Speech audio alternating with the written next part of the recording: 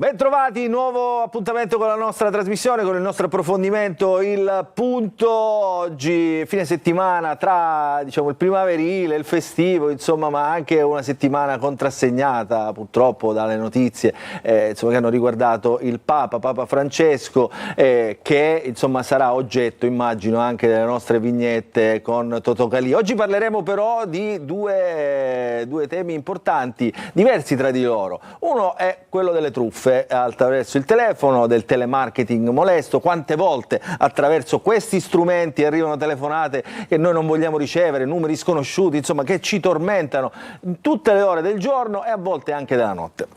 Cercheremo di capire cosa sta succedendo nel nostro paese con questo fenomeno, cercheremo anche di dare delle risposte perché è quasi pronta una legge che dovrebbe, usiamo il condizionale, tutelare i consumatori, ma soprattutto attenzione alle truffe, anche questo sarà un argomento della nostra trasmissione. E poi cambieremo totalmente pagina, gireremo totalmente pagina, ci occuperemo di isole minori, queste meraviglie che abbiamo qui in Sicilia, isole nell'isola, e lo faremo attraverso un libro che sarà spunto poi per parlare anche ovviamente di politica, destagionalizzazione, ma anche come dire, stagioni più lunghe, ma soprattutto anche antispopolamento, misure antispopolamento. Tutto questo nel menù della trasmissione di oggi, ma l'anteprima è dedicata come sempre a Totò Calì, che saluto. Ciao Totò. Buongiorno a tutti. Come stai? Tutto bene? Tutto bene. Tu sei un po' triste, sei così. Allora. No, siccome le vignette di oggi saranno un tributo al Papa, ovviamente. Ovviamente, perché questa settimana noi, saranno... lo dico per i nostri telespettatori che ovviamente sanno e conoscono l'anteprima, raccontiamo nell'anteprima la settimana nostra, siciliana. Oggi ovviamente la settimana è contrassegnata dalle notizie che riguardano il Papa. Allora cominciamo, perché secondo me non ci sono tante chiacchiere da fare. Sono due vignette che fanno riflettere, ecco. Vediamole, la prima. Le vediamo. Eccola qua. La prima è un ipotetico incontro tra San Francesco e Papa Francesco. Papa Francesco dice: anche io ho cercato di addolcire i lupi, ma anche le iene. Lo so, e lui risponde: lo so. È un papato, diciamo, contraddistinto, insomma, da tante luci, ma anche alcune ombre, proprio all'interno della gestione della Chiesa stessa. Lui è stato molto coraggioso, insomma, ne abbiamo parlato, se ne è parlato tantissimo in questa settimana. La seconda vignetta. La seconda la vediamo, insomma, è un omaggio a tutti gli effetti, bellissimo, anche alle sue origini argentine. Quindi stanco, il Papa era evidentemente, si vedevano anche nell'uscita, nel giorno di Pasqua, era abbastanza provato. Certo che però è arrivata improvvisa anche la sua morte. Totò, insomma, c'è poco da dire in questa anteprima, ritorniamo ad essere satirici, divertenti, anche ficcanti dalla prossima settimana, a cui ci teniamo un po' come dire, nel mood del rispetto del Papa che se n'è andato da pochissimo tempo. Allora, grazie Totò. Buon fine settimana anche a te. Buona continuazione. Buon fine settimana, ciao Totò. Allora, sigla e poi entriamo nel vivo della trasmissione. Vi presento gli ospiti che sono già seduti in studio con me. Cominceremo con il telemarketing molesto e le truffe telefoniche attraverso questi strumenti qui, che ormai abbiamo tutti, ma che dobbiamo imparare anche a gestire subito dopo la sigla.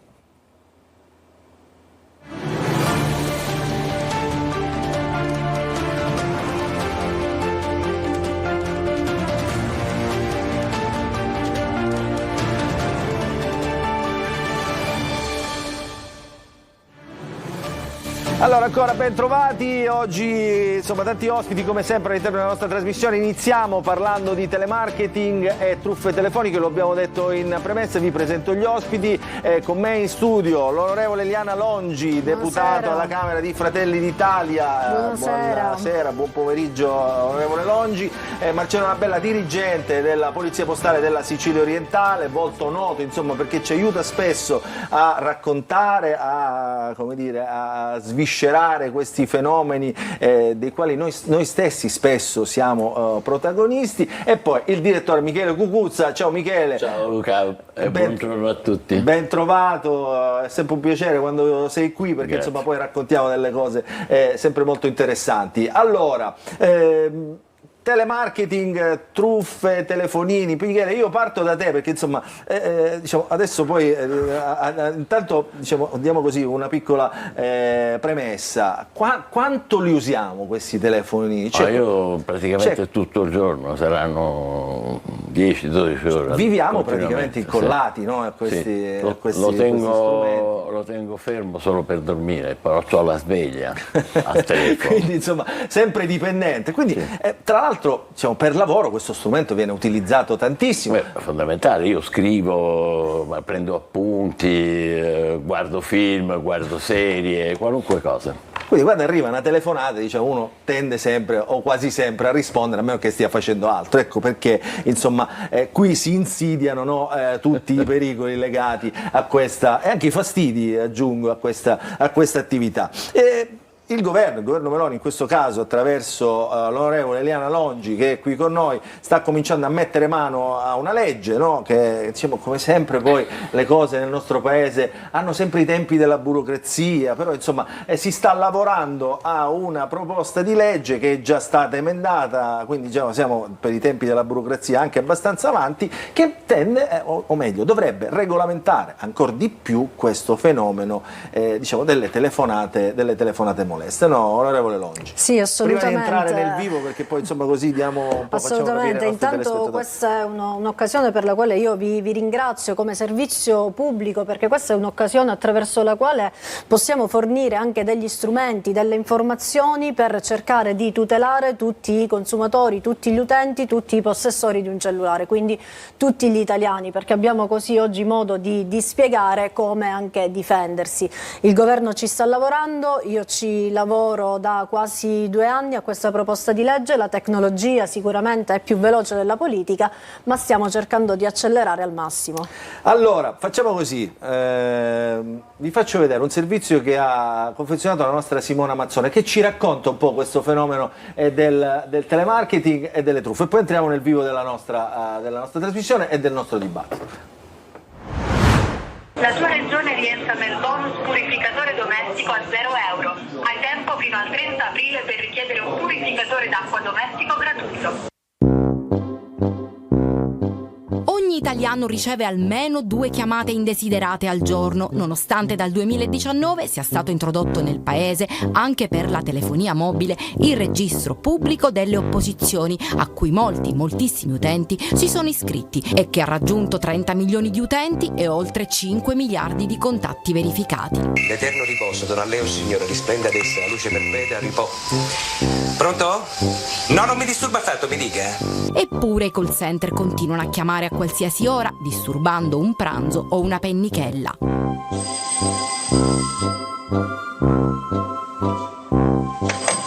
Pronto? Chi è? Chi è? E l'arrivo del registro non è riuscito a ridurre drasticamente, come si sperava, il fenomeno del cosiddetto telemarketing selvaggio su telefoni di casa e smartphone, che spesso i consumatori non prendono bene. Sappiate che non possiedo denaro, però io possiedo delle capacità molto particolari che ho acquisito durante la mia lunga carriera, che fanno di me un incubo per gente come voi. Oggi, ad esempio, iscriversi al registro non garantisce una protezione totale dalle chiamate commerciali considerate legittime da parte di chi attinge da elenchi pubblici. Inoltre, molti utenti forniscono inconsapevolmente l'autorizzazione alle aziende per essere contattati a fini commerciali, aggravando il problema. Il risultato? Una vera e propria valanga di telefonate indesiderate da parte di operatori, ma anche da voci registrate, persino mute. Pronto? Pronto? Pronto? Oltre Oltretutto, spesso dietro numeri apparentemente innocui, con prefissi locali o di noti operatori, si annidano molte truffe. Dopo l'intervento di associazioni dei consumatori e class action, adesso pare che anche la politica si stia muovendo, con il via libera a un testo base per la lotta al telemarketing e al teleselling selvaggio e con la riforma del sistema dei call center. Per ricevere maggiori informazioni da un nostro consulente, premi 5. Abbastanza completo, no? questo servizio, perché ci sono ovviamente il telemarketing, il teleselling, il registro delle opposizioni, tutti quanti, anche lei, comandante La Bella, no? Ce l'ha fatta, si è iscritto al registro delle opposizioni, no? Io mi sono iscritto, si è fatto iscrivere anche mia madre di 91 anni. E che è successo? Un filtro c'è, ma chiaramente, come penso si dirà, non è bastevole, diciamo, per arginare completamente il fenomeno. E perché questo, poi io vorrei che fosse ben chiara la distinzione, no? Tra telefonate, di telemarketing che fanno, seppur in maniera molesta, il loro lavoro, Michele, e telefonate ovviamente di altra natura, e guardo ovviamente comandante La Bella, che sono le truffe telefoniche, no? Cioè quelli che ti ingannano poi telefonicamente. Quindi bisogna stare attento a tutto questo sistema. Le telefonate di telemarketing, e qui guardo Eliana Longi, sono quelle poi che ti danno anche e ti fanno sottoscrivere dei contratti capestro, no? Dei contratti che poi anche in qualche modo ti imbrigliano in alcune situazioni dove tu andrai a pagare di più, bollette, energia, insomma anche questi purificatori d'acqua, avete sentito? Anche i purificatori d'acqua vengono venduti in questo modo. Allora, onorevole Longi, che cosa succede con questa proposta di legge? È un tema complessissimo, io vorrei che però fossimo chiarissimi verso i nostri telespettatori. Assolutamente, cercheremo di spiegare in pochissimi secondi in cosa consiste. Questa legge viaggia su due binari differenti, uno che è quello appunto di individuare delle soluzioni tecnologiche contro questa parola, questo fenomeno, lo spoofing, cioè quel fenomeno attraverso il quale il nostro cellulare squilla con un apparente numero di cellulare che però poi in realtà non è richiamabile. Quindi quando un numero di cellulare non è richiamabile, quella al 99,9% è un tentativo di truffa o un tentativo di telemarketing illegale, perché non è giusto neanche demonizzare il telemarketing, perché Luca dobbiamo noi anche valutare il fatto che da dati dalla relazione ARERA 2023 il 5,3 milioni di utenti hanno cambiato fornitore nel periodo di passaggio da mercato tutelato a mercato libero e il 50% è avvenuto telefonicamente. Questo significa che ancora un mercato e un business interessante. Il telemarketing va bene, ma secondo le regole. Quindi l'altra parte della legge consiste nel definire delle regole ancora più stringenti con una responsabilizzazione di tutti gli stakeholders del segmento e contestualmente difendere e tutelare. Che sono, scusi se la interrompo, gli stakeholder, lo dico anche per i nostri telespettatori, cioè sono tutti quegli agenti, cioè tutte quelle agenzie che sono interessate al fenomeno, quindi a partire dai call center, coloro che vendono queste commesse, quindi i fornitori in questo caso di energia, di telefonia, eccetera, gli stessi utenti, no? Esatto, ma non solo, perché ricordiamoci che quando noi sottoscriviamo comunque un contratto di qualsiasi genere e abbiamo un problema, abbiamo un numero al quale chiamare, ci sono degli operatori formati e professionali che rispondono ai nostri quesiti, alle nostre esigenze. Questo mondo in gergo è outbound e in outbound, significa in entrata e in uscita, costa di 55.000 lavoratori in Italia, che sono prevalentemente donne, che sono prevalentemente lavoratori del sud Italia, che con tutto l'indotto arrivano anche a 180.000, quindi credo che il compito della politica sia garantire per i consumatori una tutela nei confronti del diritto alla privacy, garantire il lavoro di questi operatori, garantire questi 1.400 imprenditori che sono un motore economico che vale 3 miliardi di euro in Italia. Quindi è una legge che cerca di stare in equilibrio, facendo convergere gli interessi di questi tre soggetti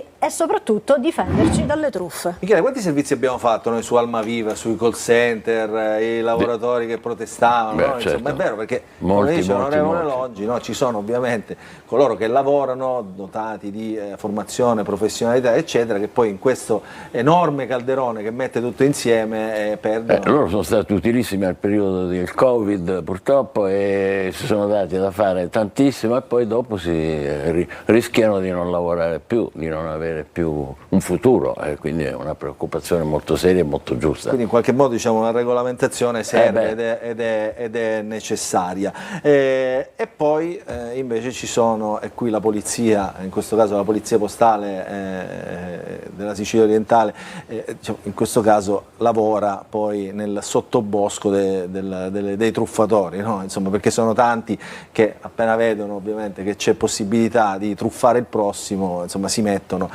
Quanto genera questo? Che è un sottobosco, diciamo, abbastanza numeroso, abbastanza folto.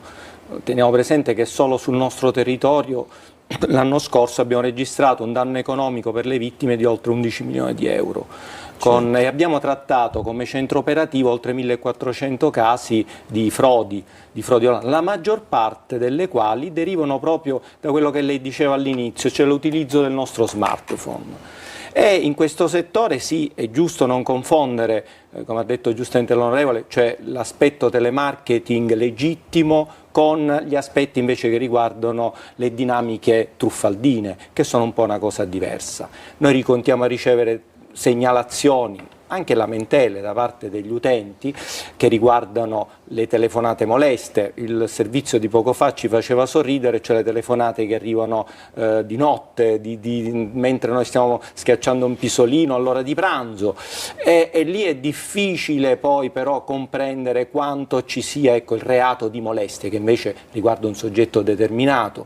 Qui chi ci chiama sono una pluralità di soggetti e quindi è difficile capire dove stanno le molestie. E poi c'è l'aspetto appunto invece della frode, cioè di chi non fa assolutamente attività di telemarketing oppure la fa in maniera illecita, cioè appunto carpendo la fiducia dell'utente a cui si rivolge e facendogli sottoscrivere un contratto in maniera repentina. Prima c'era la storia del sì, basta non dare mai sì al telefono che il contratto è già attivato. Fortunatamente da quest'anno, dall'inizio di quest'anno, c'è stata una regolamentazione da parte dell'ARERA che necessita poi l'invio di un documento cartaceo digitale da sottoscrivere e questo già è una garanzia in più. È un controllo di secondo livello. È un controllo bravissimo di secondo livello. Ma una ad esempio delle cose che io mi sento di dire proprio rivolgendo in maniera chiara, non dobbiamo avere la fretta, cioè non dobbiamo avere come dire, la necessità impellente di rispondere e immettere i nostri dati a un link che ci arriva con un messaggio, di aderire a tutte le risposte che ci vengono chieste da chi sta dall'altra parte del telefono, soprattutto di non richiamare i numeri che noi vediamo apparire, perché spesso il fatto di richiamare in alcune volte lì c'è una truffa perché il credito telefonico può essere svuotato. Ecco. Però devo dire, ora, senza malizia, no? Oggi spesso sono numeri davvero che sembrano numeri che possono essere di chiunque, hanno prefissi ormai reali, mentre prima c'erano i prefissi internazionali. Ma è stato accennato brevemente dall'onorevole, c'è lo spoofing, per dirla in gergo un po' più comprensibile, c'è il camuffamento del reale numero che ti sta chiamando, il calling line identification, spoofing, cioè il camuffamento della linea chiamante, quindi del numero identificativo, e usano proprio qui c'è un aspetto di ingegneria sociale, la psicologia, cioè se lei si vede arrivare un numero 06, 02 oppure addirittura 095 è portato a rispondere a quella telefonata perché pensa che sia qualcuno che è di interesse suo nel ramo lavorativo o amicale, e invece la telefonata può arrivare benissimo dall'estero, perché il numero che vediamo apparire non è detto che sia il numero reale.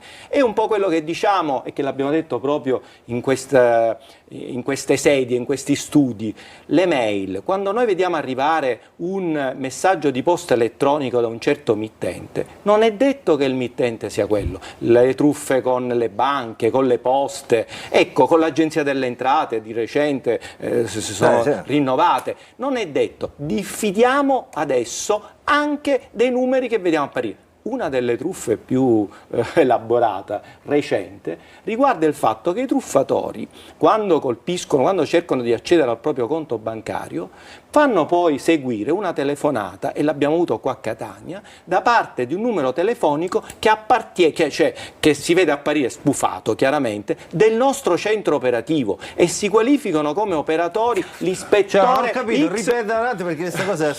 Abbiamo avuto già anche nel nostro territorio delle truffe perpetrate ovviamente tramite le telefonate e tramite messaggi, per accedere abusivamente al proprio conto corrente bancario, in cui c'era inizialmente una telefonata dal falso operatore bancario che preannunciava un attacco al proprio conto corrente e che necessitava fare subito un bonifico. L'utente magari giustamente ha diffidato di questa telefonata, dice: mi sto recando, e vabbè, la facciamo chiamare dalla polizia postale, e pochi secondi dopo squillava il suo telefono e il numero che appariva sul display è il numero del nostro centralino della polizia postale. Non era chiaramente la polizia postale che chiamava. In questi casi noi invitiamo sempre: fate voi il numero, cioè richiamate voi. Cioè chiudere e fate voi. Michele, tuo malgrado sei stato protagonista di una di queste, sono il classico pollo, eccomi qua.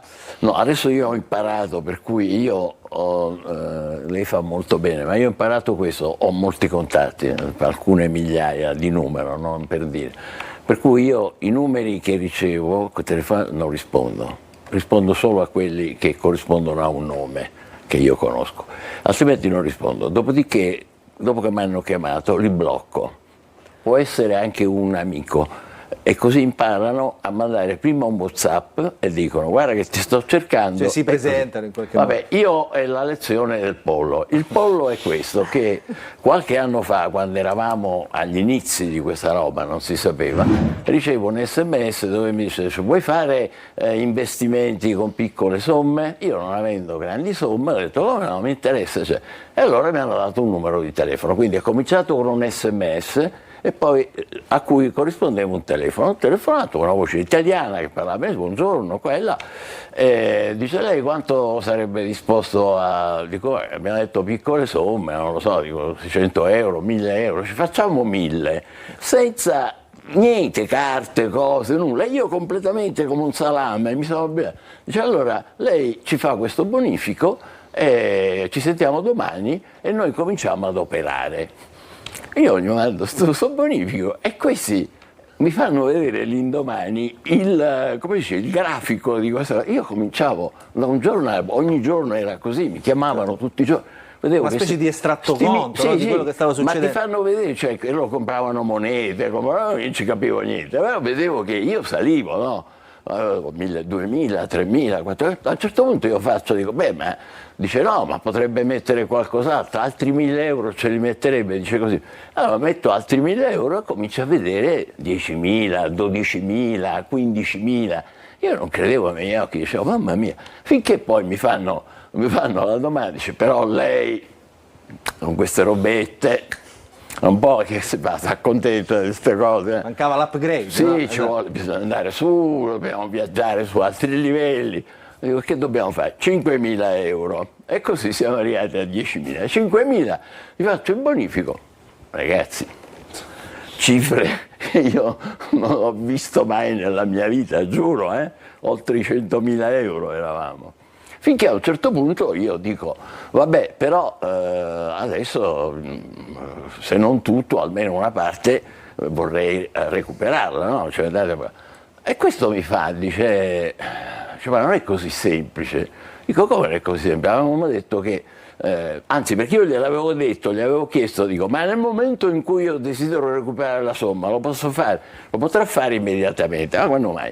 Perché quello mi dice: no, Dice, perché se deve farlo, ci sono delle spese, delle cose, deve versare altri 20.000 euro. Per recuperare quello che tu... No, una somma molto, molto maggiore. In teoria io superavo i 100.000 euro, quindi tu volevi allora io fare cassa dottore, gli ho detto, scusate, ma facciamo così, voi mi date i soldi e io vi faccio istantaneamente il bonifico. Lo vedete, il bonifico istantaneo lo vedete qua. No, non si può fare. Allora lì a quel punto hanno insistito un giorno, 2 giorni, 3 giorni, il terzo giorno io ho detto no ragazzi, non ho più risposto, non ho fatto niente, dopodiché sono andato dall'avvocato, ho raccontato la cosa e l'avvocato ha presentato al magistrato una querela, una cosa del genere. E questi sono scomparsi. Io provavo a rifare questo numero, non c'era più nessuno, non c'era niente. Questa è una storia pazzesca. Allora, Michele, però io qualche domanda, perché tu hai detto, in premessa hai detto, io sono stato il pollo, cioè la truffa l'hanno fatta a me. Ma intanto il numero era un numero straniero, un numero com'era? No, era un cellulare numero, qualunque, e tra l'altro devo aggiungere una cosa, che facevano riferimento a una di queste multinazionali della rete. Adesso non mi ricordo, non voglio fare nomi per non mettere in giro nessuno, che Microsoft, cioè, erano nomi che noi frequentavamo quotidianamente, quindi uno si sente incoraggiato, però ripeto, siamo agli inizi, alcuni anni fa, oggi non lo farei nemmeno morto sta cosa. Però il problema sai cos'è? Che oggi cambiano, come dire, no? La tipologia di truffa. Tu hai detto bene, avevamo all'inizio, magari era il periodo, guarda bella, le criptovalute, no? Sì, questi cominciavano elementi. così, Esatto. Ma io poi non ne avevo mai sentito parlare onestamente, quindi mi sembrava veramente una cosa assolutamente possibile. Cioè, ti sei sentito come quello che per la prima volta c'era arrivato per primo, no? Dice allora sì, sono più avanti degli altri. Devo ammettere di esserci cascato come un salame proprio intero. Dopodiché abbiamo fatto la denuncia, il magistrato di Catania voleva archiviare, allora siccome questi, poi la cosa incredibile è che questi mi richiamavano, quindi io ho segnato 3-4 numeri che ho subito girato all'avvocato per dire, dica al magistrato per favore di non archiviare subito e magari proviamo a vedere se lei li può rintracciare, possiamo rintracciare. Dopo un po' l'avvocato mi ha detto, il magistrato non ritiene che sia il caso, perché non riusciva ovviamente a trovare nessuno e la vicenda si è chiusa lì, Malameo. Diciamo, abbiamo davanti però è un caso emblematico, no? Cioè, non è uno sprovveduto, non è una persona preparata. Ripeto, eravamo agli inizi, queste cose non si dicevano, non si sapevano. Non è, come dire... Io posso fare un lungo elenco di tipologie di persone e se guardate questo elenco nessuna è sprovveduta. Professionisti, gente che comunque hanno anche un titolo universitario e quindi si ritiene debbono essere avveduti, di una certa età, che hanno svolto anche professioni in passato importanti. Eppure qui ritorniamo un po' a quello che si diceva all'inizio, le tecniche, le cosiddette tecniche di ingegneria sociale, cioè i criminali che cosa capiscono? Che comunque chiunque di noi è attratto dai guadagni, cercano di farti vedere e quindi manipolano anche la nostra buona fede, perché in quel caso io penso che lei vedesse un portafoglio digitale suo, un po' come abbiamo nel nostro profilo nel conto corrente bancario, il nostro portafoglio cresce e queste tecniche, queste frodi purtroppo vengono realizzate fino a oggi, cioè non è una cosa che nel tempo si è abbattuta.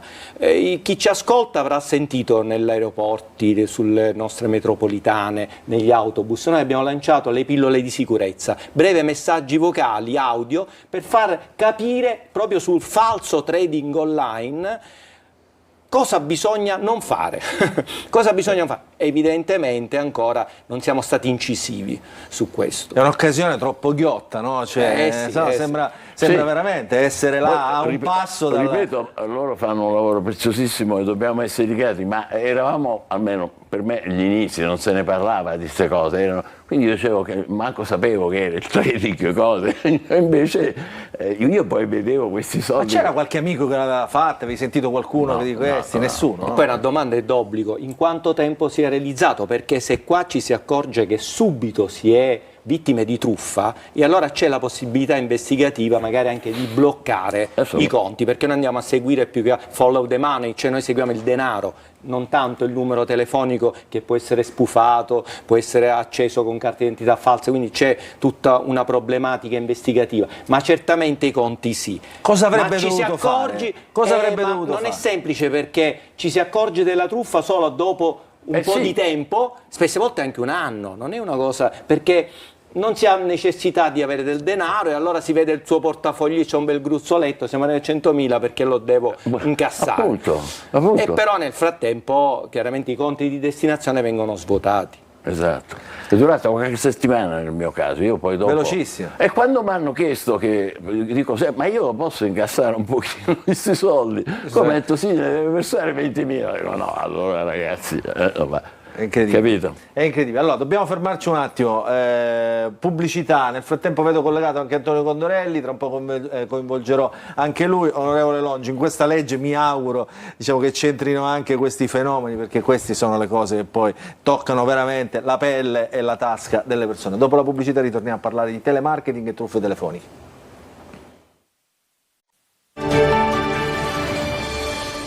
Rientriamo all'interno della nostra trasmissione di oggi, testimonianza insomma importante sul telemarketing, sulle truffe del nostro Michele Cucuzza, insomma, che diciamo, poi ha aperto anche nel fuori onda, no? Un sacco di riflessioni, perché quello di Michele che ha raccontato, ciao Antonio, intanto saluto Antonio Condorelli, ciao Antonio. Eccoci. Hai sentito insomma? Buonasera con Luca. Hai sentito la testimonianza di Michele Cucuzza, no? Insomma, assolutamente.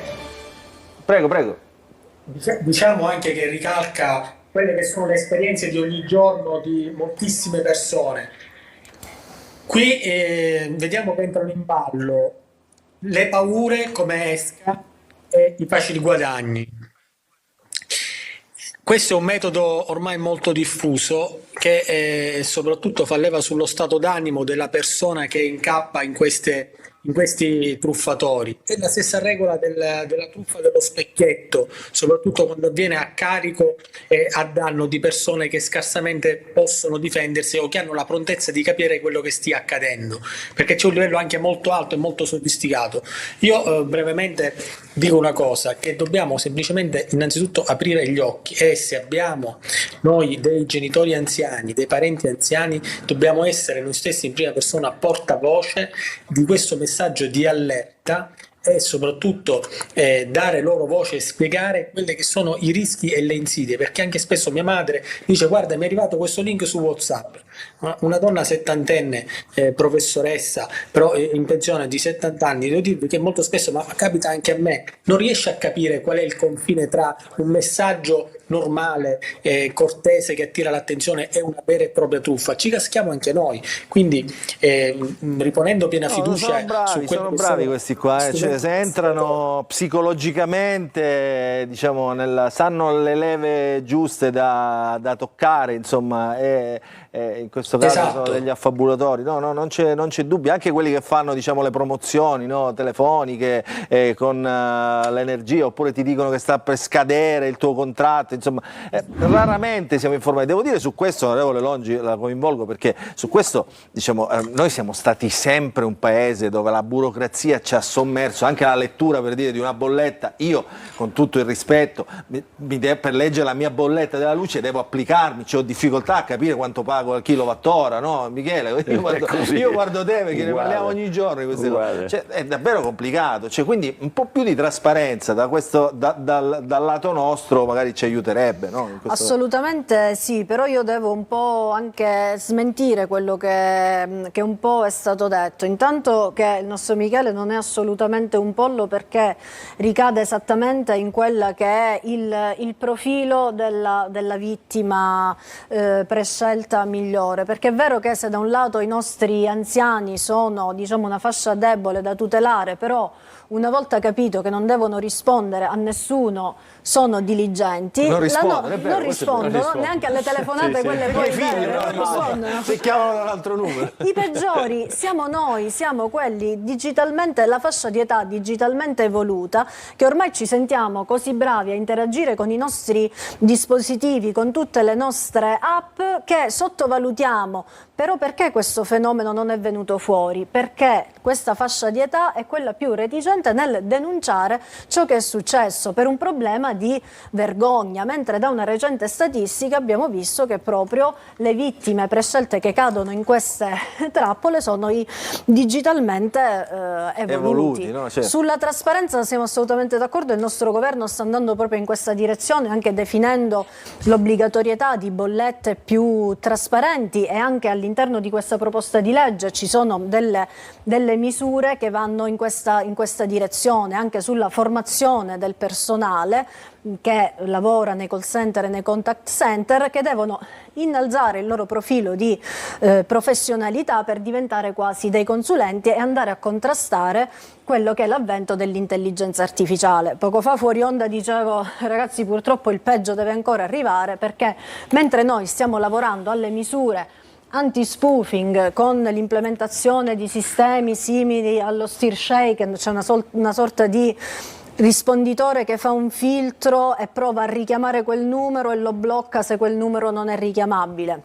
Ma oggi il problema che veramente ci sta venendo incontro con violenza è l'utilizzo dell'intelligenza artificiale nelle truffe, perché attraverso la profilazione che noi stessi, attraverso l'utilizzo degli strumenti, banalmente WhatsApp, banalmente i social, noi forniamo all'intelligenza artificiale, al web, tutto quello che riguarda le nostre vite, riuscendo a dare l'immagine di noi e quindi scoprire le nostre vulnerabilità che attraverso l'intelligenza artificiale vengono acquisite, quindi siamo noi stessi che diamo al ladro le chiavi di casa.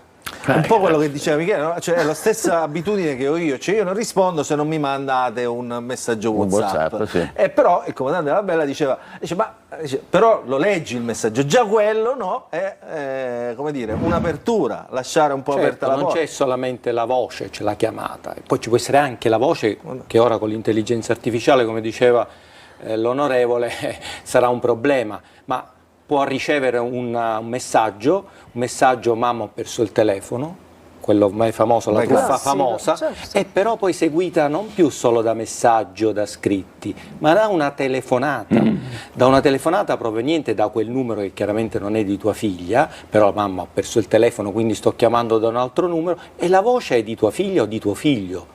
Perché c'è il replicata con l'intelligenza artificiale. E come replicata? Io dico sempre, lo diciamo nei nostri tantissimi incontri, convegni che sono finalizzati appunto come polizia a creare consapevolezza. Un set di parole consentono a anche app di facile distribuzione abbastanza vasta, di replicare qualsiasi voce, e quindi il ragazzo che sui social mette i propri video in cui c'è chiaramente la sua voce può consentire a tecnologie di intelligenza artificiale di replicare qualsiasi conversazione. E quindi quando riceverà, oltre al messaggio, dopo il messaggio, la telefonata che sembra arrivare dal proprio figlio o dalla propria figlia, il gioco è fatto. In effetti noi stessi, già quando configuriamo un nuovo telefono, diamo già le nostre indicazioni vocali, no? Quindi già diciamo, riuscire a carpire quelle diventa già... Sì, però ecco, qui il rischio è un po', come diceva l'onorevole, cioè noi diamo in pasto alla rete tantissimi dati nostri personali di cui spesso non ci rendiamo conto, e non è solo l'autorizzazione che, come ha detto bene il servizio, un servizio diciamo anche abbastanza completo nella sua simpatia, l'autorizzazione che noi diamo inconsapevolmente quando acquistiamo qualcosa, barrate le caselle, magari non ci leggiamo tutto il contratto e alla fine c'è la possibilità di dare i nostri numeri, i nostri dati personali a società terze che poi li rivenderanno e magari finiranno anche nel deep web, non lo sappiamo. Ecco, il proteggersi significa anche comunque restringere ciò che noi pubblichiamo sui social, perché i social sono una fonte diciamo molto vasta da cui i criminali attingono. Chat GPT me lo tolgo allora adesso. Non puoi toglierlo più, guarda, ti darò questa brutta notizia che non è disinstallabile. No. Quindi, però purtroppo noi non dobbiamo scadere nel demonizzare quello che rappresenta l'intelligenza Mi state artificiale. mettendo un'ansia oggi, davvero incredibile. Cioè, Lo E prendo, se quello non che si invece cancella. può essere e che indubbiamente è il valore aggiunto dell'intelligenza artificiale. Purtroppo siamo in una fase critica, evolutiva, in cui dobbiamo imparare a convivere e a governare l'intelligenza artificiale. Questa credo che a livello proprio legislativo, di attività politica, sia una delle sfide più importanti di questo periodo, perché è una sfida che va verso la tecnologia, ma anche l'etica, perché cosa è giusto, cosa è sbagliato. Quello che secondo me noi dobbiamo insegnare alle nuove generazioni, a chi oggi è nato con il digitale, di imparare a mettere in discussione tutto ciò che diviene dato in pasto. allora, io però volevo capire, dentro questa nuova legge, questa proposta di legge, cosa c'è? Perché il tema è un tema internazionale, no? Cioè, non basta che l'Italia faccia qualcosa, ma bisogna muoversi anche qui, diciamo, anche con altri paesi, no? Perché altri che ci hanno provato, diciamo, non sono stati abbastanza efficaci nell'arginare il fenomeno, no? Assolutamente sì, bisogna guardare agli altri paesi per trarre spunto da quelle che sono le soluzioni implementate e poi con la fantasia e la creatività delle nostre aziende italiane, che sono fra le più importanti al mondo, andare a perfezionare determinati sistemi già esistenti, come lo Steer Shaken che citavo prima. Oggi in questo momento c'è un tavolo di consultazione aperta da Agicom che entro 4 mesi addiverrà ad un risultato nell'identificare quello che è lo strumento tecnico che le telco, quindi le società di telecomunicazione, saranno obbligate ad implementare, quindi un sistema unitario che metterà in interconnessione tutte le società telefoniche italiane e che potrà verificare la veridicità di una chiamata che arriva rispetto a quella spufata. Sulla soluzione che riguarda... Quindi dall'Italia, diciamo, questo fenomeno dovrebbe essere in qualche modo contenuto. Dall'estero è già risolto, nel senso che Agicom proprio la settimana scorsa ha chiuso il tavolo tecnico individuando quella che è la soluzione tecnica, che paradossalmente sui numeri che viaggiano, ecco, sulla rete telefonica è molto più facile. Le telefonate spufate sono delle telefonate che viaggiano, si dice, in VoIP, cioè attraverso la rete internet, che è più difficile da intercettare perché può provenire da un server in Malesia che poi attraverso una serie di rimbalzi arriva sul territorio italiano.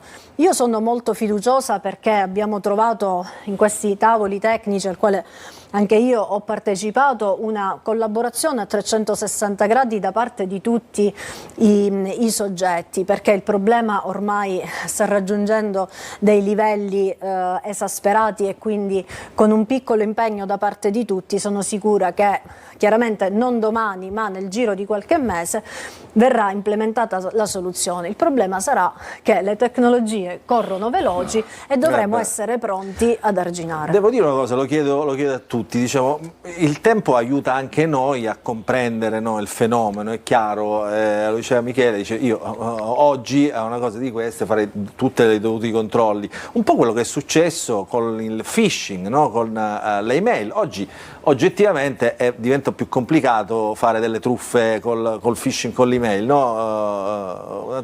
Vorrei smentire queste allora solo io che sono diventato più bravo. No, e anche lì secondo me certi numeri sono in calo rispetto ad altro tipo di truffe. I messaggi via... Ma sono in calo perché cambiano i metodi, o sono in calo perché siamo diventati più bravi? Un po' per tutte e due, ritengo per tutti e due i fattori, nel senso che ormai c'è più consapevolezza, si sta un po' più attenti. Però anche qui, se noi guardiamo la nostra nostre mail velocemente dal telefonino e vediamo un'email che arriva da Polizia di Stato o da Agenzia delle Entrate, beh, ci siamo un po' più allertati. E allora apri l'allegato perché ti è arrivata questa multa, questa contravvenzione. Cioè, noi ancora oggi continuiamo a ricevere telefonate e richieste d'aiuto da chi riceve mail provenienti dall'organizzazione di polizia internazionale, la Polizia di Stato, in cui ti viene intimato di pagare una multa, se no sarai arrestato perché hai visitato dei siti pedopornografici.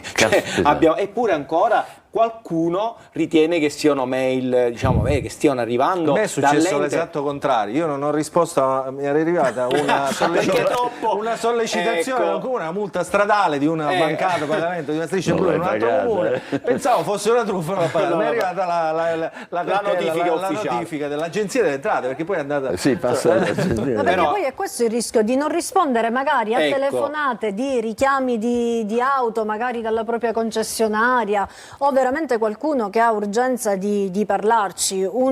Diciamo, intanto una soluzione in parte inserita diciamo, nella norma è quella di attribuire a chi effettua telemarketing, quello legale, semplicemente delle numerazioni definite. Oggi vi è la possibilità di utilizzare questi numeri definiti o in alternativa dei numeri richiamabili. Adesso abbiamo eliminato la possibilità di effettuare telemarketing con numeri di cellulare o comunque numeri richiamabili, quindi da domani sapremo che se ci chiama un determinato prefisso sarà un'indagine di mercato, se un altro prefisso sarà un telemarketing di vario genere, quindi l'utente sa già chi chiama e sa che quello è una società seria e può decidere se rispondere o meno. Quindi ci sono già delle applicazioni che fanno questo lavoro, mi dispiace deludervi, ma non funzionano, anzi sono spesso totalmente da caporetto della tecnologia. Sono addirittura spesso un modo alternativo alcune di queste app per raccogliere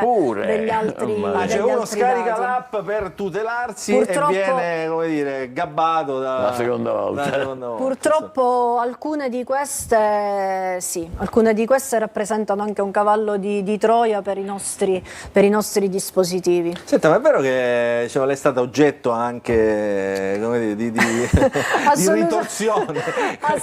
Assolutamente sì, mi è capitato per ben 2 volte, sia quando è stata annunciata la mia legge, questo il testo base, sia quando abbiamo cominciato la discussione in commissione, che all'improvviso mi sono cominciata ad arrivare circa una telefonata ogni minuto e mezzo di persone che mi dicevano che avevano ricevuto una telefonata dal mio numero, ma mi chiamavano da mamme preoccupate pensando che fossi l'amichetto del figlio, mogli gelose perché dicevano di aver ricevuto delle telefonate notturne che corteggiavo il marito. Quindi che lei conosceva, cioè che riconosceva i numeri? No, in sostanza questi signori che gestiscono questi server non ben identificati hanno inviato a tutta una serie di utenti casuali in giro per tutto lo stivale facendo apparire il mio numero. Facevano squillare 2 o 3 volte il cellulare di terze persone o dei numeri fissi, quindi chiaramente queste persone che erano negozianti, che erano alberghi, strutture ricettive, mi richiamavano perché il mio numero gli appariva insistentemente e quindi io ho dovuto immediatamente sporgere denuncia alla polizia postale e aspettare 36-48 ore che si potesse ripristinare e porre un filtro per queste telefonate spufate, e questo mi è capitato per ben 2 volte e non è stato piacevole. Ho dovuto spegnere il telefono perché veramente c'erano persone arrabbiate, preoccupate che mi richiamavano, io ero veramente a disagio. Si era costretti a cambiare anche il numero di telefono. Ora servirebbe a poco, voglio dire, alla fine servirebbe a poco. Pure quello. Pure quello. Però non dobbiamo creare panico. Come abbiamo detto, diciamo, queste sono anche l'intelligenza artificiale, come ha detto Leonello, sono offrono grandissime potenzialità. Dobbiamo un attimino recuperare la nostra atavica prudenza, essere un po' più lenti forse, ecco. Riflettere su ciò che facciamo, e oggi la società è la società della velocità e della velocità, esatto. Rispondiamo dopo, ripensiamo. Quando c'è la telefonata dalla voce, noi riceviamo questa telefonata, poi riceviamo la telefonata con la voce di nostra figlia, richiamiamo il numero di nostra figlia. Cioè, avete fatto degli esempi. Io ho mia madre che ha 91 anni, ha ricevuto l'SMS, mi ha chiamato e ho risposto io, il vero. Mamma, no, è 91 anni però, perché chiaramente bisogna anche dire questo ai nostri genitori. Ha detto bene Antonio Condorelli, cioè invitiamo, ecco, anche le persone anziane che noi conosciamo a usare questa prudenza, e poi la dobbiamo usare noi che invece, come diceva l'onorevole, già siamo evoluti tecnologicamente, siamo nell'era digitale, sappiamo utilizzare gli strumenti digitali. Diciamo proprio pratici, solamente l'attesa, cioè provate a essere prudenti, leggere anche, perché spesse volte anche sui nostri siti istituzionali diamo i consigli sulle varie tipologie, per non cadere vittime delle varie tipologie. Noi diciamo sempre attenzione, la banca non ti telefona e non ti invia messaggi chiedendoti di fare dei bonifici immediati o chiedendoti di avere le chiavi di accesso al tuo conto, quindi questo già è esemplare. Tuo figlio, se ha perso il telefono, invece di inviarti il messaggio ti telefona. Tu richiama il vero numero, ricevi un numero spufato, richiama, perché quel numero richiamato risponderà poi il vero titolare del numero. La signora che ha subito quella frode col nostro centralino che apparì, poi quando ha richiamato ha risposto un vero ispettore di polizia.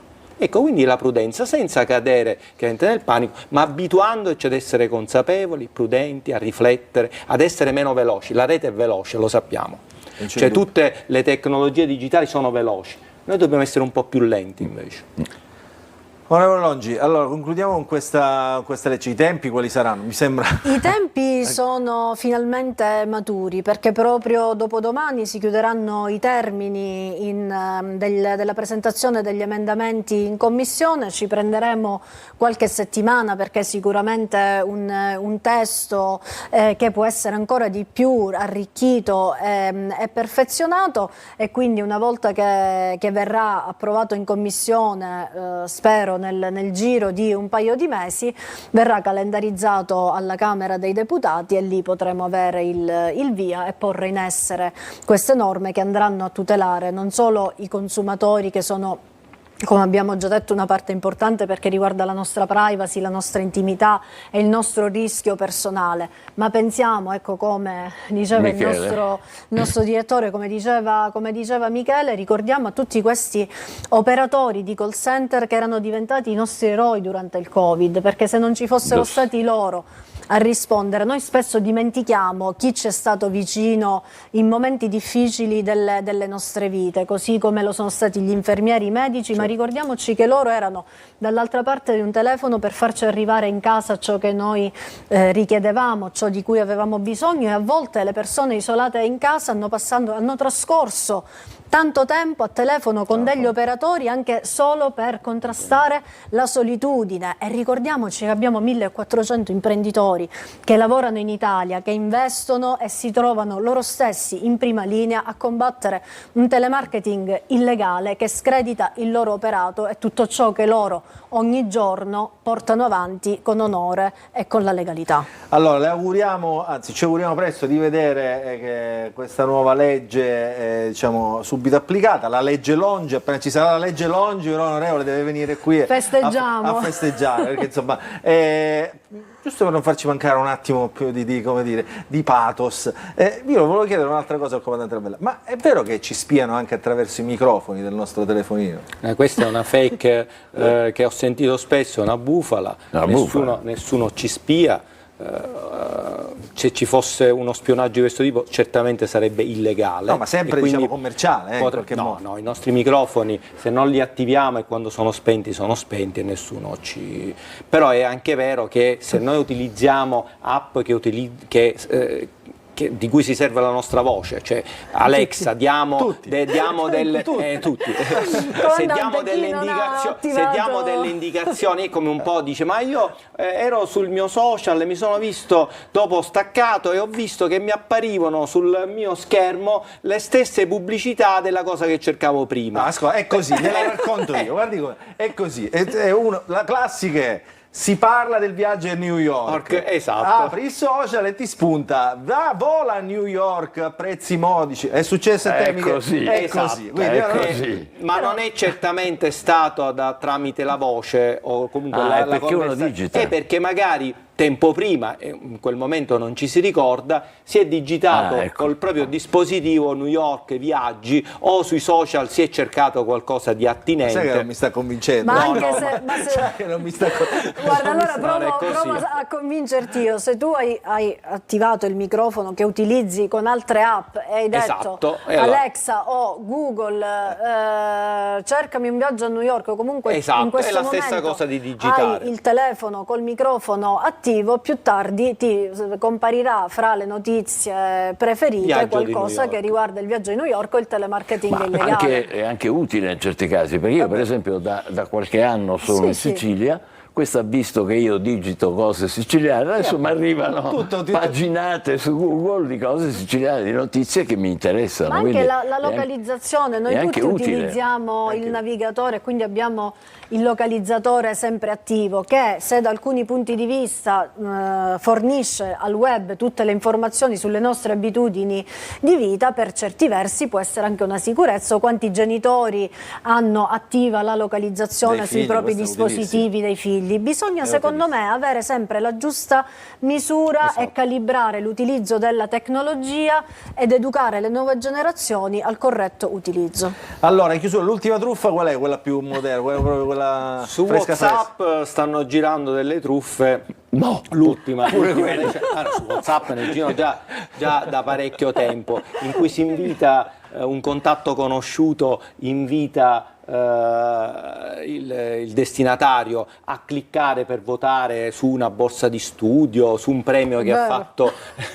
che ha la propria figlia o il proprio figlio, e in quel momento in cui ci si va sul link per fare il favore al contatto conosciuto, un amico, un parente, invece si possono essere carpiti i propri dati, o peggio ancora installarsi qualche virus dopo il link.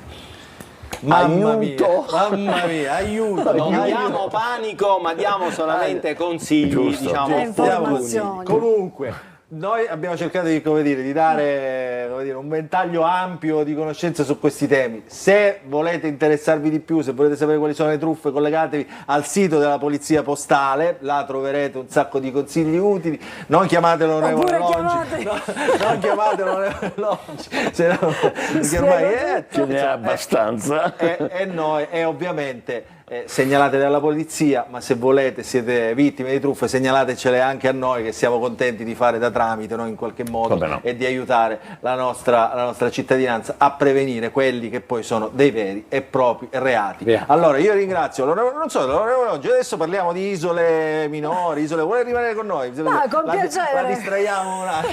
Così magari parliamo di qualcosa di più ludico rispetto di più a divertente, questo. visto che tra un po' arriva anche l'estate. Allora saluto il comandante Marcello Labella, dirigente della polizia postale della Sicilia Orientale, grazie, sempre preziosissimo. Saluto il direttore Michele Cucuzza, grazie anche per la sua testimonianza. Michele, io ti ringrazio perché non è facile, no? Come diceva l'onorevole Longi prima, metterci la faccia, siccome tu ce la metti sempre in qualunque cosa fai, io ti ringrazio perché sei purtroppo ammirevole in questo caso. Noi polli siamo così. No, non siete polli sinceri. Grazie, allora grazie a tutti, veramente. Ci fermiamo, piccola pausa, poi cambiamo totalmente argomento, mare, sole, fiction, odissea, insomma tante di queste cose, eppure un bel libro su Marettimo, dopo la pubblicità.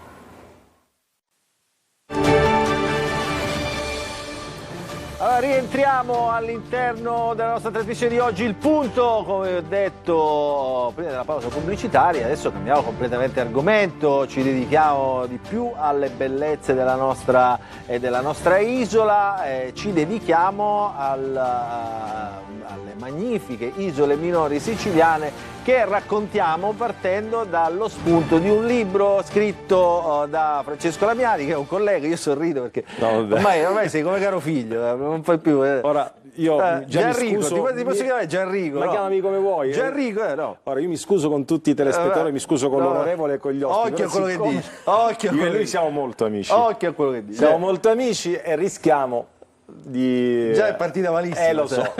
Comunque, no, però aspetta, rientriamo ritorniamo nei canoni di quella che è una trasmissione già seria. vedo gli ospiti collegati che ridono più di noi. Già, ed è quelli che è una trasmissione seria, il punto. Allora, intanto è rimasta con noi l'onorevole Eliana Longi, che insomma è appassionata ovviamente. Non potevo sottrarmi da vulcanara, perché sono un po' ennese, ma vulcanara, anche vulcanara, quindi appena ho sentito che parlavate del tema delle olie, da quando 2 anni sono cresciuta lì e ho vissuto fino a qualche anno fa, vivevo 5-6 mesi l'anno sull'isola, sulla piccola isola e poi sulla quale? Vulcano. E non chiamiamo isole minori perché ormai si offendono, si è deciso a livello nazionale di non chiamarle più isole minori, ma le isole piccole. Una scelta dialettica per la quale io non mi sento offesa. L'isola di cui parlo in questo libro per me è il posto più bello della terra, cioè per me sono casa. profondamente innamorato. Il Vulcano è l'isola di Maretti. Allora, fatemi salutare gli altri ospiti, questo ce la raccontiamo questa storia delle isole piccole. Allora, saluto Stefano Pellegrino, che è capogruppo di Forza Italia all'Assemblea regionale siciliana, ma che ho coinvolto perché lui è trapanese e assiduo frequentatore delle isole Egadi. Tra l'altro, curiosità, lui nella vita fa l'avvocato, è l'avvocato dei residenti, una buona parte dei residenti delle isole minori, quindi conosce veramente bene. Il consigliere. Il consigliere, va bene così. E poi ho coinvolto in questa trasmissione anche Cristian Del Bono, che è presidente di Federalberghi delle Eolie. Eccolo qua, buon pomeriggio Del Bono, che conosce tra l'altro l'onorevole Eliana Longi, visto che insomma le frequentazioni eoliane sono quelle, e ci racconterà un po' quali sono non solo i pregi, la bellezza di vivere in queste isole eolie, ma soprattutto anche se ci sono delle criticità, se tutto l'anno si può vivere bene nelle isole, non solo alle eolie ma ovviamente in tutte le isole minori siciliane. Però perché facciamo questa trasmissione? Perché lo spunto ce l'ha dato il libro che ha scritto Francesco Lamiani, facciamo vedere, ecco la copertina, che si intitola, Francesco, Nella terra del tempo sospeso, la leggenda dell'isola senza orologio. È la storia. E questa è la foto di Marettimo. Sì, quella che vedete in questo momento è l'unico insediamento abitato dell'isola di Marettimo, che è grande, quella macchia bianca che si vede sotto la montagna è per l'appunto il villaggio di Marettimo. Le uniche case sono lì.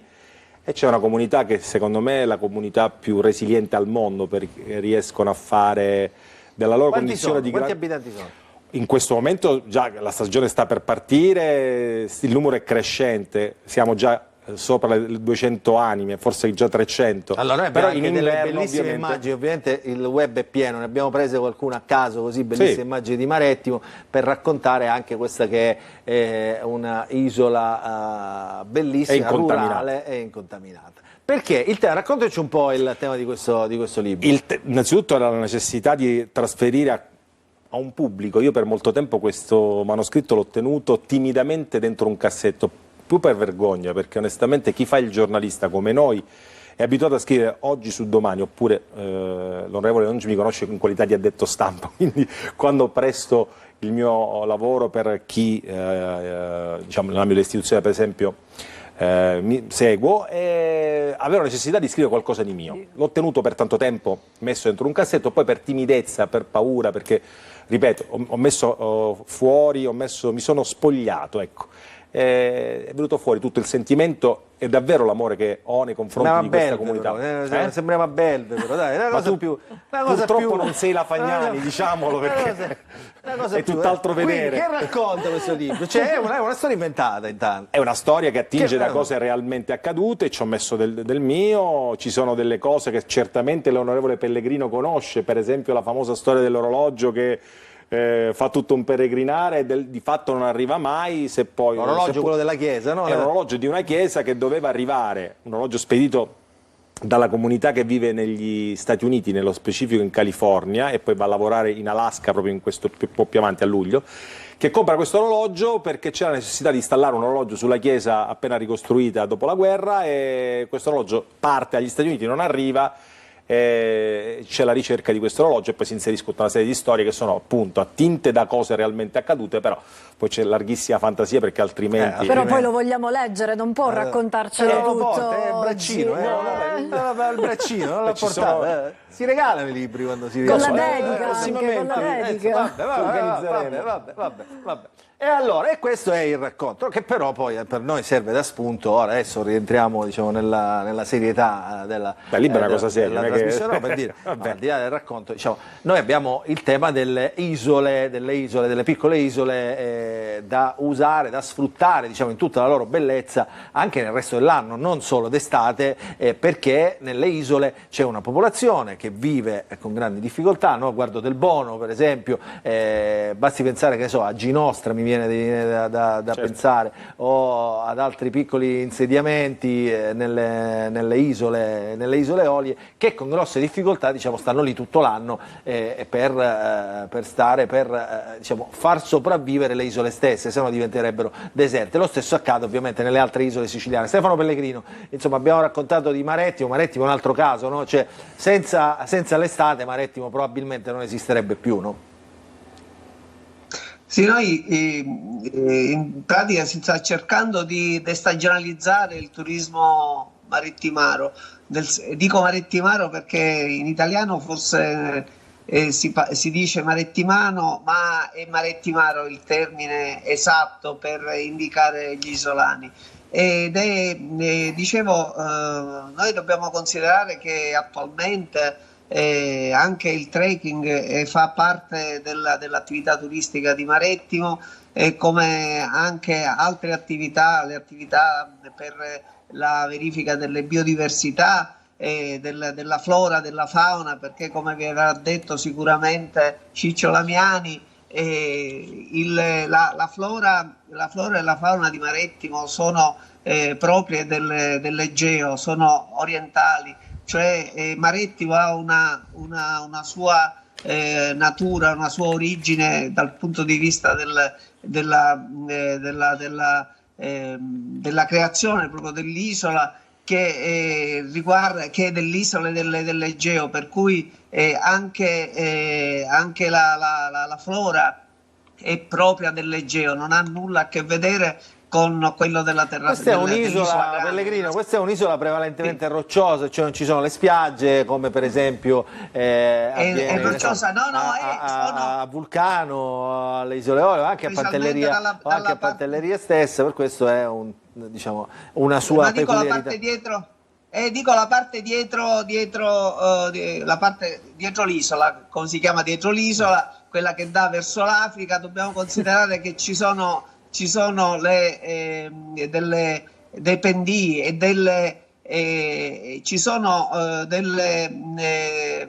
pendii a picco sul mare, che sarebbero delle Dolomiti, perché c'è il Mar Rosa e ci sono le Dolomiti sul mare. Cioè, la roccia è uguale a quella delle Dolomiti.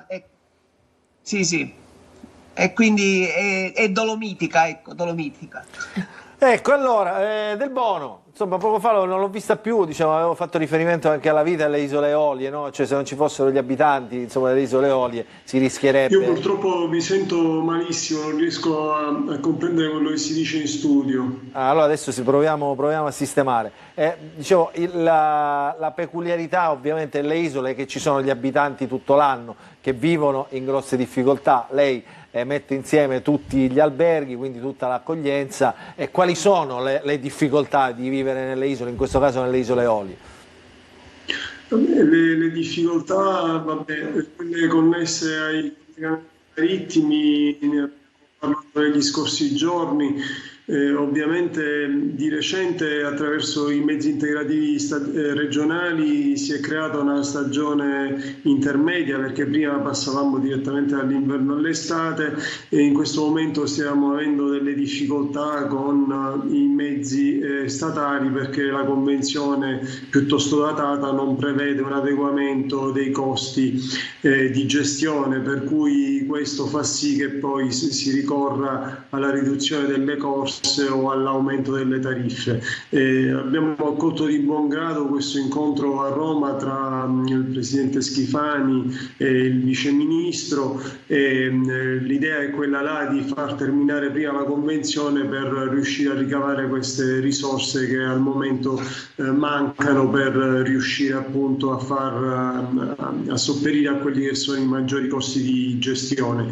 Noi chiediamo che si tenga in considerazione quelli che sono gli aumenti tariffari che sono già stati applicati sin dal 2022, che al momento vedono un aumento delle corse statali di circa il 52%, e allo stesso tempo chiediamo di far fronte a quelli che sono stati alcuni tagli che sono stati inflitti sia sui collegamenti con i mezzi statali che sui collegamenti. Senta Del Bono, le faccio una domanda: ma vivere in queste isole costa di più rispetto a chi sceglie di vivere sulla terraferma? Sì, sicuramente sì. Noi chiediamo, tra l'altro, i trattati di funzionamento dell'Unione Europea, così come la modifica dell'articolo 119 della Costituzione, prevedono che questi svantaggi vengano in qualche modo compensati, però di fatto questo avviene solo in parte, perché come diceva lei, purtroppo vivere su queste isole è più costoso. Ci fa qualche esempio, così lo capiscono anche i nostri telespettatori? Ah sì, basta andare al supermercato per vedere che i prezzi sono più alti, senza contare i prezzi del gas, del carburante, delle bombole, per cui diventa tutto più caro sia per gli operatori turistici che per la comunità locale. E se veramente vogliamo ridurre gli svantaggi, questi maggiori costi dovrebbero venire compensati. Onorevole Longi, perché faceva... Sì, io non posso che concordare da quanto detto da Del Bono, ma dobbiamo analizzare anche diciamo, il fenomeno a 360 gradi.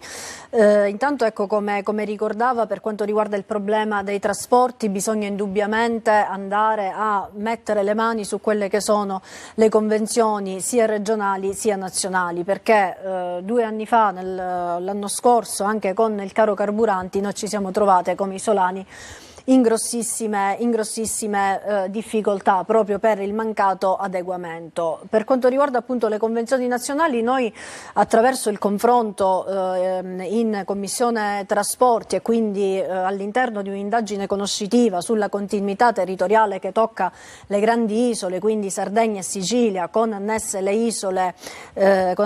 isole minori, abbiamo appunto evidenziato queste difficoltà, e nell'interlocuzione con le grandi società della navigazione è emersa la loro necessità di poter contare su delle convenzioni un po' più moderne per riuscire a fornire un orizzonte temporale che possa consentire il rinnovamento delle loro navi, perché oggi veramente sulle isole minori vediamo in servizio delle navi veramente datate, anche degli aliscafi, che spesso si rompono. Quindi a livello di governo dobbiamo mettere nelle condizioni anche gli imprenditori del settore di poter navigare anche in sicurezza, soprattutto d'inverno, dove le condizioni meteorologiche spesso non lo consentono. Finalmente abbiamo una nuova nave, una Nerea, una nave ecologica che è in funzione da quest'anno, che consente anche una navigazione sicura durante l'inverno. Il tema però, credo, al di là, ora diciamo, questa è la difficoltà degli abitanti, che poi hanno una difficoltà, lo dico a tutti, una difficoltà ulteriore, cioè questi vivono praticamente 2 vite, perché vivono la vita della stagione invernale, che è più o meno lunga, ma poi vivono un'altra vita che è nella stagione estiva, in cui tutto viene quasi snaturato, se non fosse per alcuni elementi che poi in alcune isole, per esempio immagino Marittimo lo faccia, restano, diciamo, fedeli alla loro natura di isola rurale. Quando passano da un numero esiguo a tantissima gente, magari non è il caso nella fattispecie di Marittimo, che può accoglierne più o meno 4.000 quando è veramente a tappo, però penso a realtà quali Favignana, che è un'isola di grandissima moda in questo momento anche per quello che sta succedendo con l'arrivo degli olivodiani. Guarda, aspetta, ce l'abbiamo, perché Lipari. adesso sono a Lipari, ce l'abbiamo i video dell'Odissea, ce l'abbiamo. Quindi da questo punto di vista si passa da... diventano interessanti. Guarda Del Bono come ride. No, quello che dicevi tu, Luca, è sacrosanto, cioè le isole non sono un villaggio turistico che apre all'inizio della stagione e chiude alla fine della stagione. Cioè, le isole sono fatte di persone che ogni giorno fanno la stessa vita che facciamo noi, mandano i figli a scuola con delle difficoltà che sono nettamente più complesse di quelle che abbiamo noi, hanno la necessità di reperire in alcuni casi, quando le condizioni meteomarine non consentono, dei beni. Aspetta che sto vedendo in bassa frequenza le immagini, voglio vederle pure io, le immagini delle navi dell'Odissea di Christopher Nolan, le vedo, eccole qua, guarda che meraviglia. Sì, decisamente. E quindi questi spot che arrivano in giro per il mondo dovrebbero certamente consentirci di avere ulteriori energie per far vivere non tanto nel periodo delle vacanze, che è il periodo che frequentiamo un po' tutti queste località, quanto nel periodo invernale, assicurare quei servizi essenziali a questa gente che tiene aperte queste comunità. Ora, non per fare lo spot al libro, però il libro punta appunto su questo, cioè su una comunità estremamente resiliente, su una comunità fortemente identitaria che della propria condizione di disagio ne ha fatto un punto di forza. Marettimo, con poche altre isole per la verità, ha appunto questo status che la rende unica e incontaminata, perché se è stata c'è il rischio di cadere poi nel trappolone dei soldi, diciamo della commercializzazione dell'isola. Ma questo io non l'ho vissuto e penso l'onorevole Pellegrino, che conosce l'isola meglio di me perché da bambino la frequentava e i capelli bianchi, io l'ho conosciuto che li aveva grigi. Onorevole Pellegrino, insomma, c'è questo rischio, no? Cioè, quando si vede insomma, che arriva un flusso così importante di turisti, che spesso, almeno coloro che cercano le isole, sono spesso turisti disposti anche a spendere, no? Pur di ritrovare quel senso di natura perduta, magari nelle grandi città, nelle grandi metropoli, non c'è il rischio che la stessa isola si snaturi? Forse Marettimo ha mantenuto questo aspetto, ma diciamo i casi, insomma... No.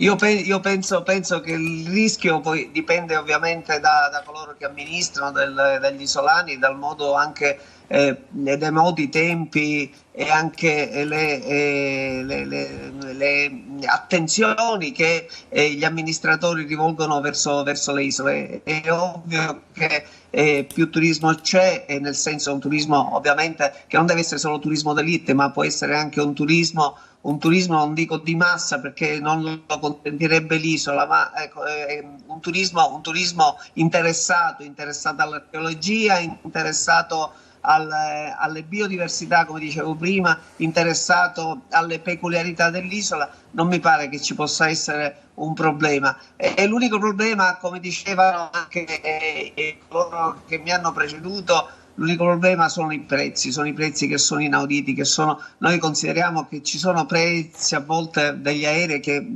nel tragitto Sicilia-Milano e Milano-Sicilia che costa 60 euro e 60 euro costa il biglietto dell'aliscafo per andare e venire da Marettimo. Questo dovrebbe essere un momento di riflessione, dovrebbe essere anzi un momento di attenzione per quanto riguarda una famiglia di 4 persone pagherebbe 240 euro solo per arrivare a Maretti.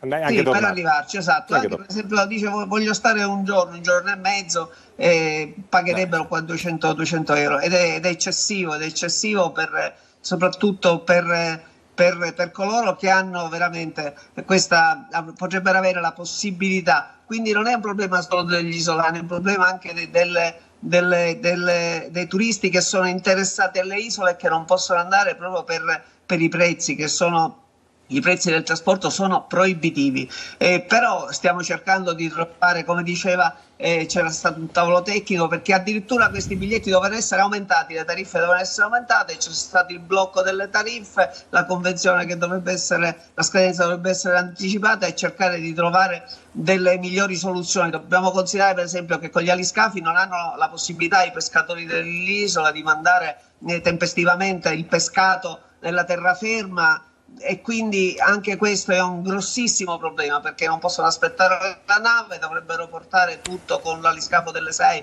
quello delle 6:30, e non ce la fanno perché gli aliscafi non sono attrezzati con dei box frigoriferi per il Chi li deve trasporto del aiutare, pesce. Pellegrino? Chi li deve aiutare questi?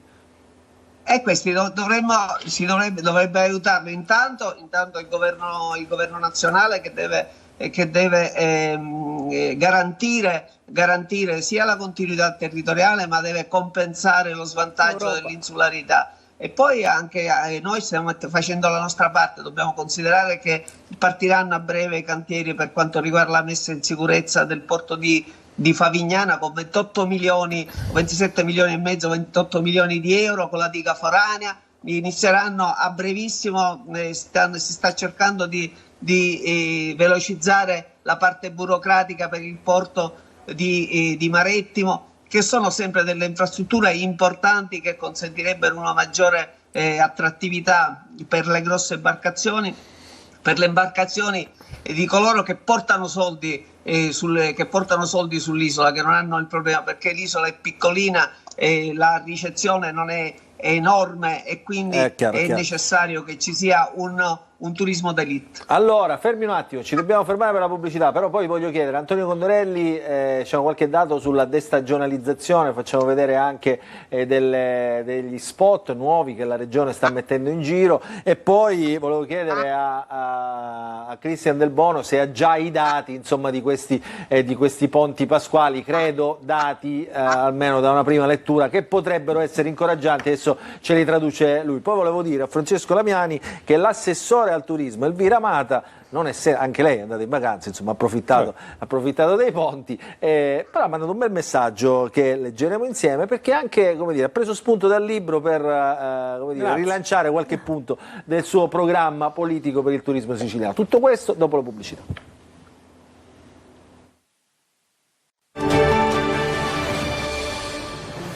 Rientriamo, anche il fuori onda diventa un momento di dibattito come sempre in questa trasmissione. Allora, dicevo, la regione siciliana sta puntando sul rilancio delle isole minori per destagionalizzare l'offerta. Che significa destagionalizzare? Significa rendere fruibile l'offerta turistica durante quasi tutti i mesi dell'anno, diciamo, evitando probabilmente i mesi più rigidi, però la Sicilia, come lo sappiamo, il sole, il mare, il turismo, ce lo raccontiamo sempre nelle chiacchiere tra amici, potrebbe vivere il turismo tutto l'anno, però non lo fa, concentra la sua offerta. A parte tutto, prima di lanciare questo, noi siamo purtroppo vecchi a sufficienza per ricordarci quando davvero i turisti arrivavano col contagocce in Sicilia, cioè noi siamo passati, grazie a Dio, da una condizione in cui c'era sì un flusso dignitosissimo ad avere in alcune località il problema dell'overtourism.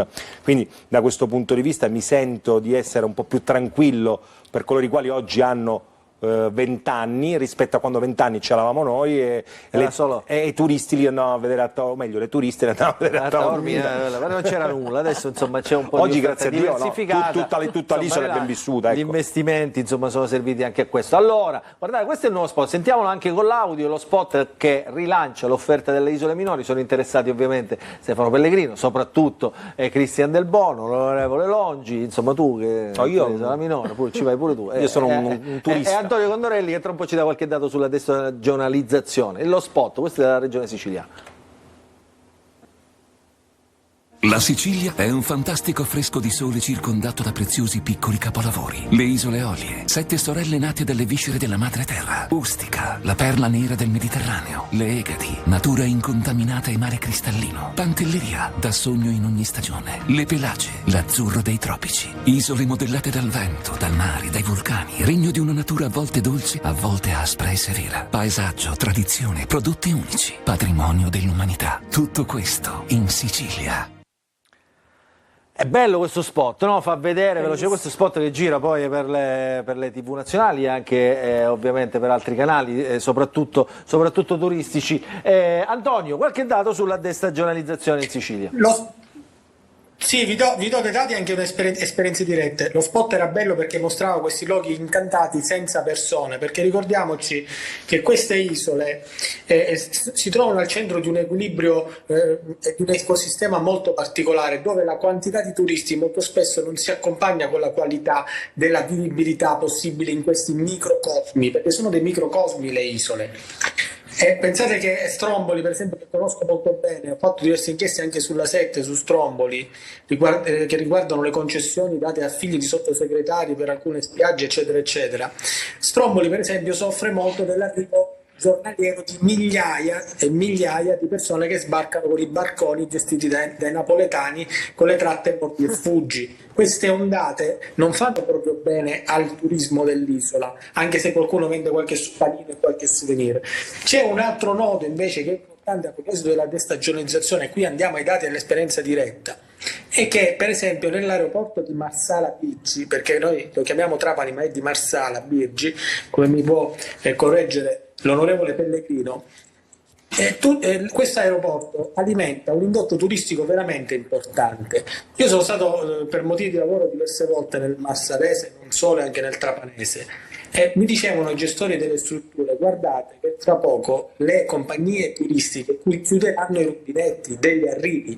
Se le compagnie turistiche chiudono i rubinetti delle tratte, vengono meno le tratte in un certo periodo dell'anno, capite bene che la grande sfida della destagionalizzazione non è quella di garantire l'apertura degli alberghi, ma è quella di riuscire a sedersi su un tavolo nazionale e internazionale, se necessario, con le compagnie che gestiscono le rotte, per provare piano piano a livellare e modificare le rotte in arrivo, perché io posso aprire l'albergo, ma se non c'è il turista che paga 250 euro a notte o 300 euro a notte, o anche i bed and breakfast molto belli sono del Trapanese, stupendi, anche a Trapani, l'hotel Punta Tipa, guardate, non faccio nomi perché ne conosco moltissimi, ma restano vuoti sostanzialmente. Se non si aprono i rubinetti e se la politica non fa quel passo importante con le compagnie aeree, rischiano purtroppo di restare delle strutture vuote. Io ricordo, Antonio, che di fatto il rischio di chiudere il Vincenzo Florio c'è stato,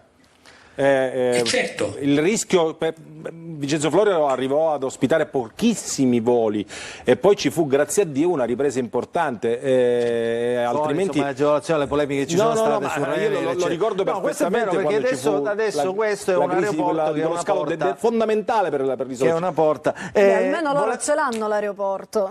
Voi avete Catania, insomma, non piangete. Anche allora un attimo che volevo leggere la nota e poi Cristian Del Bono, la nota dell'assessore regionale che insomma prende spunto da questo libro, insomma, per rilanciare quelle che sono le linee guida della sua politica, in questo caso l'assessore Elvira Amata, politiche del turismo. L'obiettivo prioritario della programmazione regionale è quella di prevedere costantemente forme concrete di destagionalizzazione e delocalizzazione dei flussi, in coerenza con gli obiettivi generali del programma triennale di sviluppo turistico. In tale ottica abbiamo rafforzato azioni specifiche finalizzate ad allungare la stagione turistica il più possibile attraverso iniziative ed eventi che hanno fatto registrare, dati alla mano, un incremento di flussi turistici nei periodi di bassa stagione, nonché azioni rivolte a sviluppare un segmento strategico. Gli obiettivi sono quelli ormai consolidati dalla programmazione regionale, come la diversificazione e la destagionalizzazione dell'offerta, con particolare riguardo ai fenomeni di spopolamento, cioè tentano di mandare più turisti, diciamo, nelle zone che in questo momento si stanno depauperizzando. Posso dirti una cosa che non c'entra niente? In questa direzione anche il bando strutture ricettive 2025 che prevede la concessione di agevolazioni destinate ad imprese della filiera del settore turistico ricettivo. Tra i criteri di valutazione individua una premialità per i nuovi investimenti nelle aree rurali e o nelle isole minori siciliane o nelle aree a marginalità ricettiva. Mi faceva l'assessore al telefono un esempio, dice questo è, diciamo, l'idea di rilanciare alcune zone, come recentemente la mostra del Museo Egizio di Torino fatta a Ragusa, quindi non in una grande piazza, proprio per spostare in quella zona il turismo durante le festività. Ed è un'ottima idea, però noi abbiamo plasticamente un esempio di queste ore, di questi giorni, la vittoria della città di Militello quale borgo più bello d'Italia, e bisogna riconoscere che tutti i ragazzi di Militello, quelli che hanno avuto il coraggio di restare, ma soprattutto quelli che hanno avuto il coraggio di tornare a vivere a Militello, con un posto meraviglioso, al pari di tantissimi altri posti che la Sicilia, di cui la Sicilia dispone. La consapevolezza penso che parta dal basso, e le isole, io per carità parlo di Marettimo perché la conosco meglio, ma penso che l'esempio dell'onorevole Longi su Vulcano sia analogo, cioè le isole sono degli isolani che possono davvero rappresentare qualcosa in più partendo da quello che hanno, migliorando quello che hanno, e lo fanno. Non sempre. Io purtroppo mi rammarica dover anche dire questo. Io vivo da quando sono piccola la realtà delle olie, e spesso c'è stata, soprattutto in passato quando io ero bambina, una politica che io reputo veramente scellerata, che era quella che un po'... Ecco, terra si chiama lo spennaturista, dove quando quei pochi turisti che arrivavano, spesso facoltosi, venivano veramente anche spesso truffati con costi esorbitanti anche per un po' d'acqua. Come Del Bono dice che costano di più le cose, la vita costa di più. La vita è vero che costa di più, la speculazione che spesso ancora oggi avviene in determinati settori è altrettanto vera, perché per chi conosce i costi di trasporto di un'autobotte di gasolio piuttosto che di un camion di bombole o delle derrate alimentari, facendo presto due conti ci accorgiamo che effettivamente c'è un costo che si deve sostenere in aggiunta, che però spesso questo è, quando ci troviamo di fronte allo scaffale del supermercato, gonfiato un po' troppo. Io penso che Del Bono, guarda lei, Del Bono, che cosa fate? No, Del Bono non fa niente, Del Bono si batte anche per questo, per portare avanti una politica, come lui insegna, coerente, matura e che possa guardare al futuro, una politica di accoglienza che possa consentire ai turisti che si innamorano delle nostre olie di ritornare, fornendo dei servizi adeguati ai costi che vanno a sostenere. Del Bono, doppia di prezzi? No, il tema della stagionalizzazione, dello spopolamento, è una questione molto delicata che va affrontata, ahimè, con dei programmi di medio e lungo periodo, perché ovviamente non basta uno spot per destagionalizzare, non basta creare delle alternative, bisogna avere un programma che sia veramente sostitutivo di quello che si offre nel periodo cosiddetto estivo, di media alta stagione, che in questo momento noi viviamo da aprile a settembre, o da maggio a settembre, o da maggio a ottobre, a seconda delle isole. Vanno create tante alternative che possano essere fruite nei mesi, diciamo, che vanno da novembre a marzo. Per creare questo occorre programmazione, occorrono investimenti e soprattutto bisogna intervenire anche sull'aspetto infrastrutturale. Però per fare questo servono dei programmi di medio-lungo periodo dove pubblico e privato lavorano insieme. Diversamente la ricetta semplice non è vero, diventa complicato, bisogna lavorare a lungo termine. Allora, noi siamo veramente in chiusura, già sono partiti i titoli di coda, quindi insomma siamo davvero alla fine. Allora io saluto intanto l'onorevole Stefano Pellegrino, che certamente riavremo qua per parlare di temi di Assemblea regionale siciliana e non delle cause. Ci vedremo prestissimo. Che ci sono tante cose in agenda, quindi insomma Pellegrino.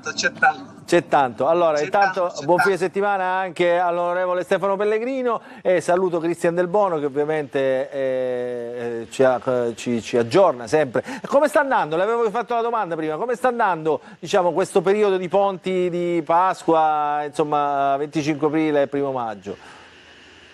Allora, sicuramente la stagione turistica quest'anno è partita prima, perché un gran numero di strutture era già aperto prima di Pasqua e apriva per Pasqua, e quindi tra Pasqua e i ponti del 25 aprile abbiamo avuto un anticipo della stagione turistica e speriamo che tenga. Abbiamo delle buone previsioni anche per giugno, luglio e soprattutto settembre, e speriamo che anche quest'anno la stagione turistica si estenda anche per tutto il mese di ottobre, anche i primi di novembre come l'anno scorso. Hai incontrati gli attori di Hollywood? E ancora li abbiamo visti solo da lontano. Va bene, allora li cerchi e si faccia qualche foto. Grazie Antonio Condorelli, che ritroviamo qui la prossima settimana. Vi ricordo, attenzione, no, Antonio, quale prossima settimana? Tu già sei con noi tra un paio di giorni, perché faremo le elezioni provinciali, le elezioni di secondo livello per i liberi consorzi e le città metropolitane. Quindi lunedì appuntamento in diretta per lo Sfoglio dalle 10 su Telecolor, quindi non perdete anche questa tornata elettorale che noi seguiremo ovviamente in diretta. Cercheremo di raccontare anche il senso un po' di queste elezioni, cosa cambierà, ritornerà la rappresentanza politica in queste aule, però insomma vedremo cosa succederà. Quindi Antonio, mi raccomando, lunedì con noi qui, appuntamento da non perdere. Grazie all'onorevole Eliana Longi, che è stata con noi prima da estensore da prima firmataria della legge contro il telemarketing illegale, e adesso insomma da appassionata di Isole Minori. Grazie a Francesco Laviani, facciamo vedere la copertina del libro. Buona lettura sotto l'ombrellone, ti piace? Ma così? assolutissimamente sì. Quindi andiamo Fammi la domanda, cioè, che belva mi sento, a questo punto che è finita così. Come questa qua, sotto l'ombrellone, portatevi nella terra del tempo sospeso, quindi da qui fino a ottobre. Ma anche a Natale prossimo. Ombrelloni aperti a volte, in Sicilia, no? Insomma, altro che destagionalizzazione. Abbronzante sempre. Abbronzante il libro nella borsa. Grazie per essere stati con noi, ci troviamo la prossima settimana e lunedì, mi raccomando, a partire dalle 10 lo Spoglio delle elezioni provinciali. Ciao a tutti, buon fine settimana a tutti.